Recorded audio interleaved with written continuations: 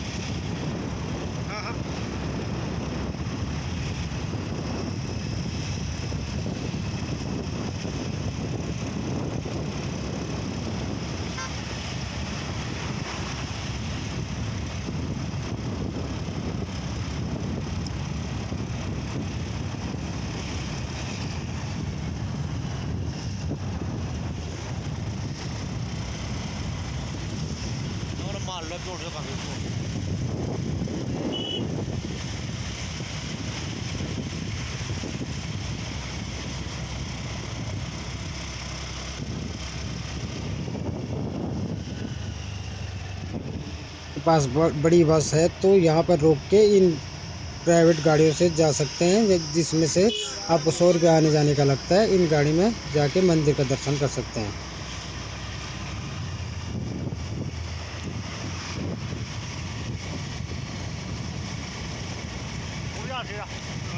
आराम से चलेगा तो।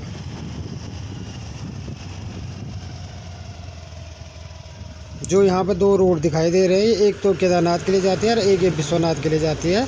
तो आप वो ये ऊपर वाली रोड पे चले जाइए और विश्वनाथ मंदिर तक सीधा यही रोड जाता है।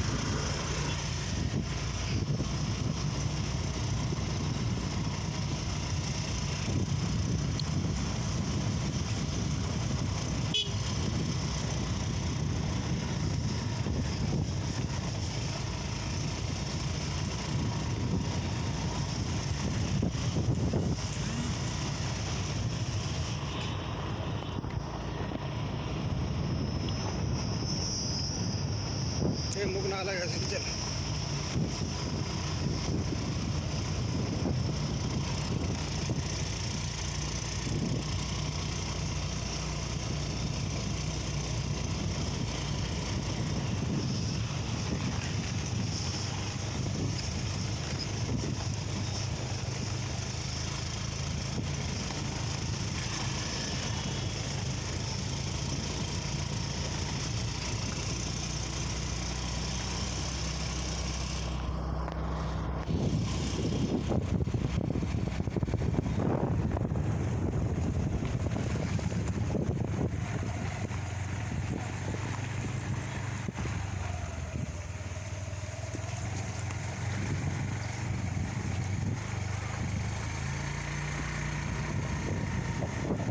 और गाइस देख सकते हैं आपके यहाँ पर भी 2 रोड है, एक ऊपर के लिए जाती है, तो आपको नीचे वाली रोड पे जाना है जो मंदिर के लिए जाती है। ये नीचे वाली रोड पे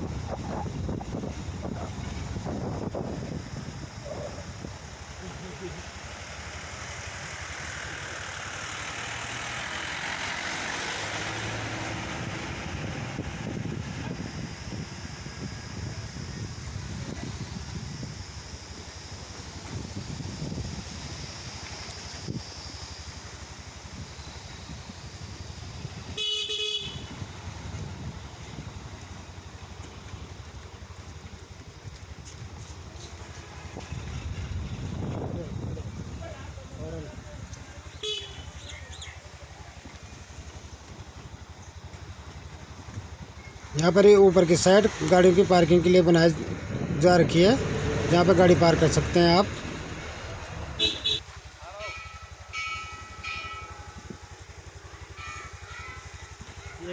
मंदिर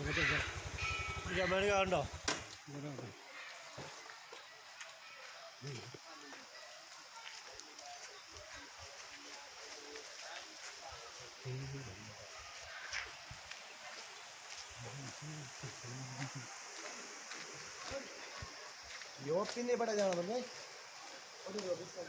ये बड़े पीछे सब पार में मिला